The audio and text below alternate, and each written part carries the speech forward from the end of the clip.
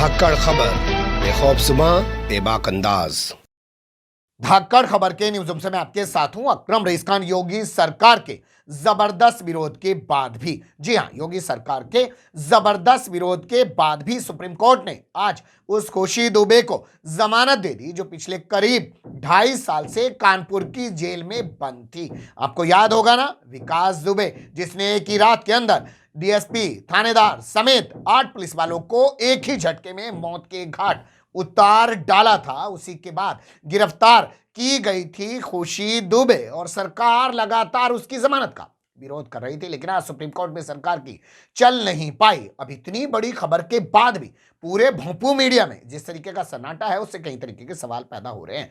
एक चैनल भारत समाचार को छोड़कर कोई भी इस खबर को नहीं दिखा रहा है। इस पर भी बात करने की कोशिश करेंगे कि यही चैनल क्यों दिखा रहा है, लेकिन खबर में आगे बढ़ने से पहले आपके सामने खुशी दुबे के वकील का बयान रख रहा हूं, उसे सुन लीजिए। आज खुशी दुबे के केस में माननीय सुप्रीम कोर्ट में सुनवाई थी। Chief justice DY Chandrachud, justice Abdul Nazeer और जस्टिस एस नरसिम्हा की कोर्ट थी। बेल 5वें नंबर पे पेश हुई। बेल पर काफी बहस हुई। विवेक तनखा जी सीनियर एडवोकेट अपीयर हुए, मैं शिवाकांत दीक्षित भी अपीयर हुआ। कोर्ट ने बल्कि बहस के दौरान कई बार ये कमेंट भी किया कि काफी तेज अपोज हो रहा है और अंततः कोर्ट ने जमानत दे दी। मैं इस समय माननीय सर्वोच्च न्यायालय के सामने से ही बोल रहा हूं। कुछ मिनटों पूर्व कोर्ट ने खुशी दुबे को बिकरू कांड में जमानत दे दी है। मेरे लिए ये सिर्फ एक केस नहीं था, मेरे लिए ये एक जिद थी। ये जिद उस व्यवस्था के खिलाफ थी जो ये कहता है कि जो मैंने किया वो सही है।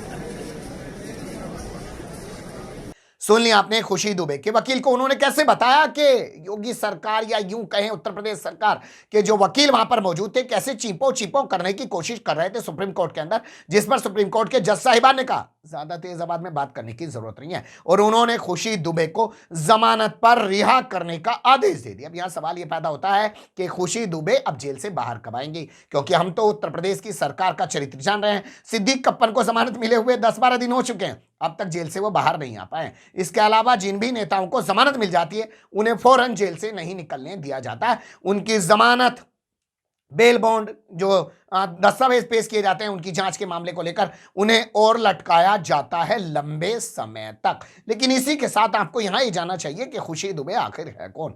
खुशी दुबे ने 30 जून को शादी की थी अमर दुबे से। अमर दुबे गुर्गा था विकास दुबे का, और इन लोगों ने 2 जुलाई 2020 को उत्तर प्रदेश के कानपुर जिले के बिकरू गांव में 8 पुलिस वालों को, जिसमें एक डीएसपी था, एक थानेदार था, दरोगा थे, सिपाही थे, मौत के घाट उतार डाला था और उनको खरोंच तक भी नहीं आई थी। बाद में जाबाज पुलिस ने एक के बाद एक करके 6 लोगों को एनकाउंटर में ढेर कर दिया था। अमर दुबे को भी मार दिया था, विकास दुबे को भी मार दिया था।